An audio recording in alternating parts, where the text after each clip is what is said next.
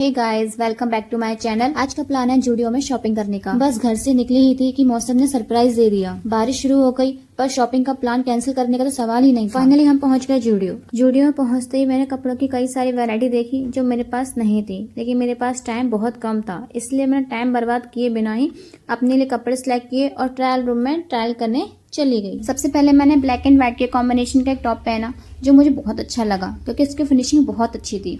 दूसरी मैंने कुर्ती पसंद करी जो मुझे बहुत अच्छी लगी क्योंकि इसका टेक्सचर और कलर मुझे बहुत पसंद आया था। फिर इसके बाद गए हम हस्बैंड की शॉपिंग के लिए। यहाँ हमें कपड़ों की कई वैरायटी देखने को मिली, लेकिन मैं सबसे पहले ही कपड़े का फैब्रिक चेक करने के लिए कपड़े का फैब्रिक चेक करना बहुत जरूरी होता है कि कंफर्टेबल है कि नहीं। फिर हम आगे बढ़े और हमने जूडियो के मेंस वेयर को एक्सप्लोर किया। सबसे पहले हम गए टी शर्ट लेने के लिए जिसकी स्टार्टिंग थी 399। यहाँ पर कई सारी टी शर्ट रखे थे, लेकिन मेरे हस्बैंड को एक भी पसंद नहीं आ रही थी। ऐसे से एक टी शर्ट पसंद आई, लेकिन उसमें कोई साइज नहीं था तो हमने उसे रिजेक्ट कर दिया। फिर हम आगे बढ़ते हैं। भाई यहाँ देखो, लड़कियों को कहीं भी शीशा मिल जाए तो वो अपने आप को निहारने जरूर लगती है। फिर हमने अपनी खोज को जारी रखा। हमने टी शर्ट देखी जिसका प्राइस 499 था। ये टी शर्ट का कलर कॉम्बिनेशन हमें अच्छा लगा, बट यहाँ पर हमें साइज का इशू था। फिर हम आगे बढ़ते हैं। हमने देखते हैं 599 की टी शर्ट जो बिल्कुल भी पसंद नहीं आई। पता नहीं जूडियो को क्या हो गया है, कोई भी टी शर्ट फिट ही नहीं हो रही है और साइज का प्रॉब्लम तो हर टी शर्ट में आ रहा है। यहाँ मुझे वो कहावत याद आ रही है कि लड़कियां लड़कों से हर शॉपिंग में टाइम लेती हैं, पर मुझे ये कहावत यहाँ गलत सी फील हो रही है। जूडियो में हमने बहुत सारी T shirt, shirt, pant, lower, trouser, jeans सब देखने के बाद एंड में हम शूज पसंद करने गए।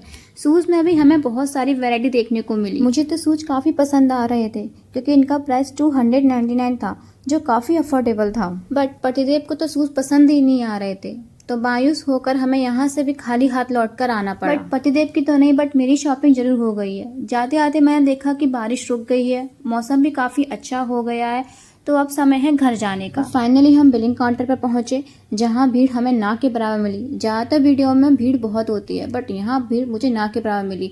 जाते वक्त मैंने देखा कि जूडियो के बगल में ही स्मार्ट बाजार है, तो सोचा चलो कुछ खाते हुए चलते हैं। स्मार्ट बाजार पहुंच सबसे पहले मैंने खाए गोलगप्पे जो बहुत टेस्टी लगे।